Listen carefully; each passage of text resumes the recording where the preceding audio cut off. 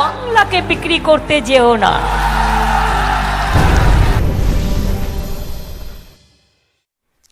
NDTV India के इस खास शो देश प्रदेश में आपका स्वागत है। मैं हूं शारिक खान।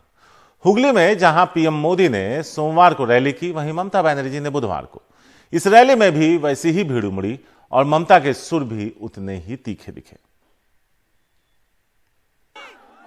मोदी बनाम ममता, दोनों नेताओं ने 2 दिन के अंतर से एक ही जगह रैली की। दोनों हमलावर दिखे। प्रधानमंत्री ने तृणमूल सरकार पर वसूली का आरोप लगाया तो मुख्यमंत्री ममता बनर्जी ने अपने भतीजे अभिषेक बनर्जी के यहां सीबीआई भेजने की आलोचना की।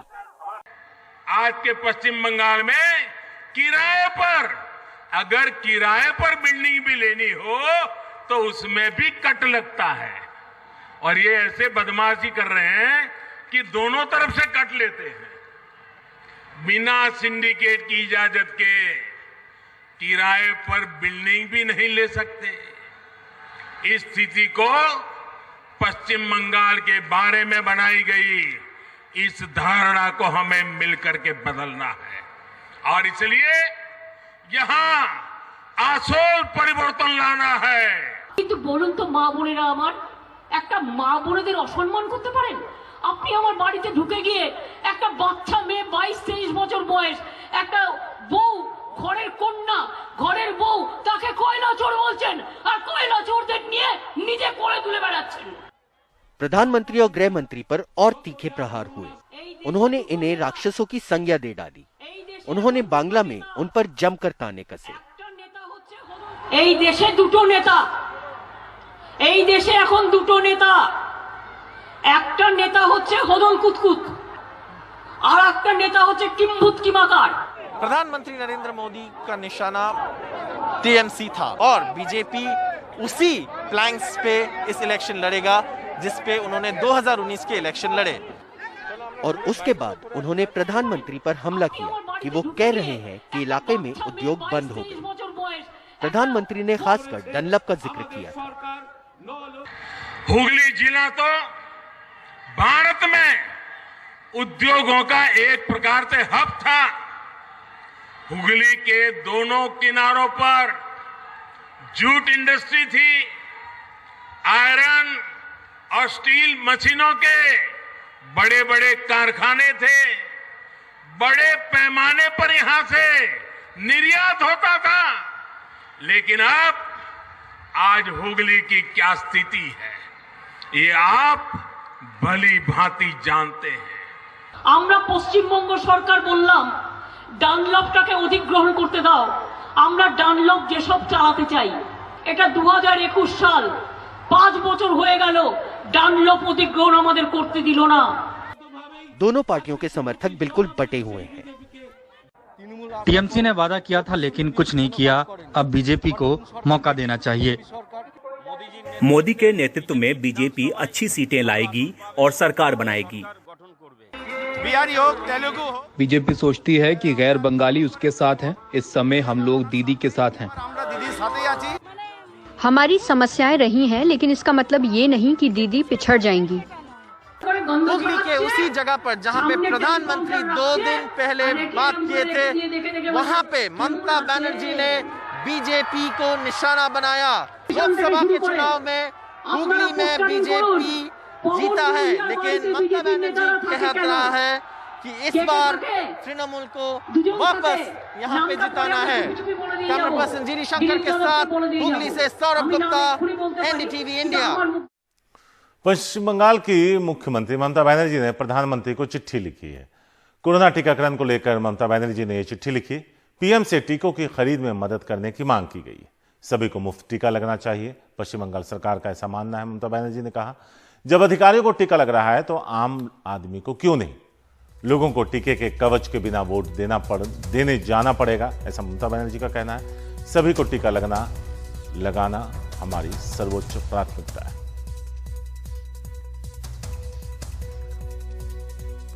मध्य प्रदेश में कोरोना के लिए बांटे गए काढ़े को लेकर विवाद हो गया है। विधानसभा में दिए गए जवाब में पता चला कि सरकार ने करीब 30 करोड़ रुपए का काढ़ा जनता में बांट दिया।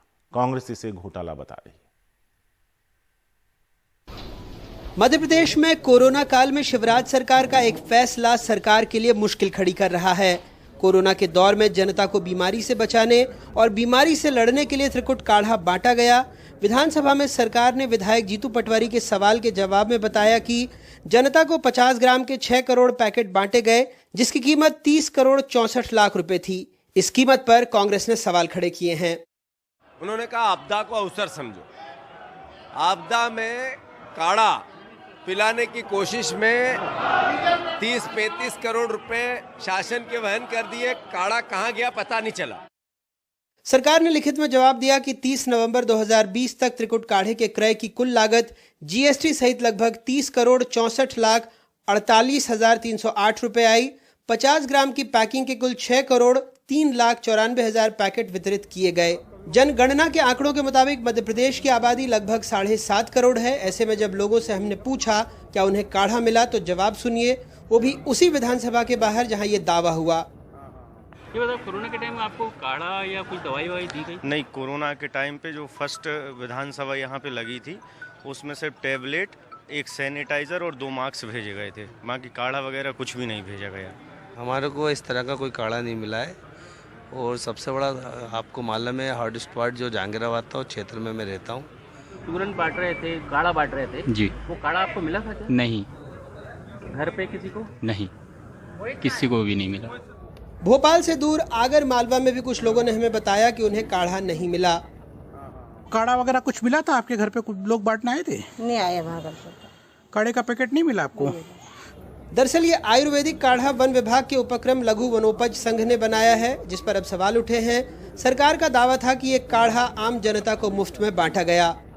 आपने कोरोना संकट के लिए कुछ नहीं किया। आपने तो आईफा अवार्ड आयोजित किया और हम दमदारी से कहते हैं 30 नहीं, हमें 300 करोड़ खर्च करने होंगे तो हम मध्य प्रदेश की जनता की जान बचाएंगे।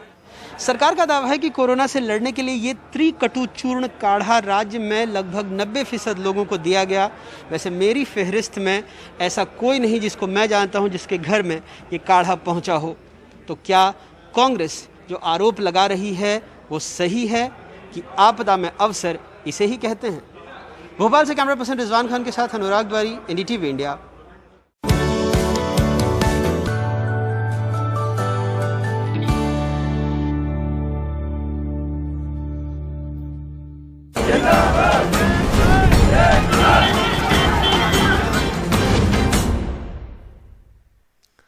पानीपत के इसराना गांव में किसान नरेश ने किसान आंदोलन के समर्थन में अपनी करीब 22 बीघा गेहूं की फसल पर ट्रैक्टर चलाकर उसे नष्ट कर दिया। ग्रामीणों को पता चला कि किसान नरेश ट्रैक्टर से अपनी फसल बर्बाद करने वाला है, तो बड़ी तादाद में किसान उसको रोकने के लिए पहुंचे और फसल ना नष्ट करने को कहा। किसान नरेश का कहना है सरकार कानून को वापस नहीं लेती तो किसान किसी भी हद तक जाने को तैयार है। किसान मोर्चा जो भी आह्वान करेगा उसे पूरा करेंगे।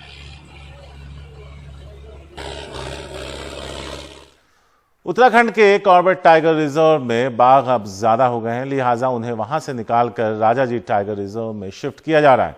अभी तक 2 बाघों को पकड़कर शिफ्ट किया जा चुका है और तीसरे की मॉनिटरिंग की जा रही। कॉर्बेट पार्क से दिनेश मानसरा की यह खास रिपोर्ट। उत्तराखंड के कॉर्बेट टाइगर रिजर्व में बाघों को नींद का इंजेक्शन देकर सुलाया जा रहा है, फिर इन्हें काबू में लेकर राजाजी टाइगर रिजर्व में छोड़ा जाएगा। कॉर्बेट नेशनल पार्क 1288.31 वर्ग किलोमीटर में फैला है, जहां इस वक्त 231 टाइगर हैं। राजाजी टाइगर रिजर्व के 820 वर्ग किलोमीटर के जंगल में 38 बाघ हैं। राजाजी के जिस पश्चिमी हिस्से में बाघ छोड़े जा रहे हैं वो तकरीबन 380 वर्ग किलोमीटर है। वहां कुल 2 बाघ ही रह गए थे, इसलिए यहां नेशनल टाइगर कंजर्वेशन अथॉरिटी बाघों की संख्या बढ़ाने की योजना पर काम कर रहा है।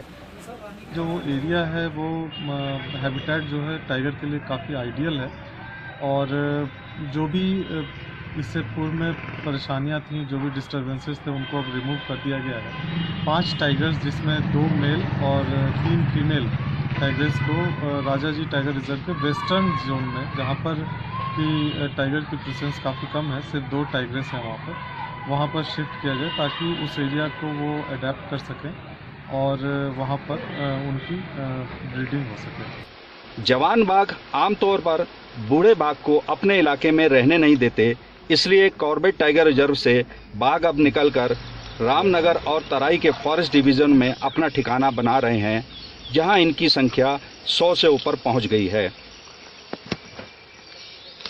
वहाँ का जो वेस्टर्न पार्ट है वहाँ पे पिछले कुछ सालों से जो टाइगर की मॉनिटरिंग हो रही थी उसमें 2 ही टाइगर्स दिख रही थी और वहाँ का हैबिटेट भी बहुत अच्छा है।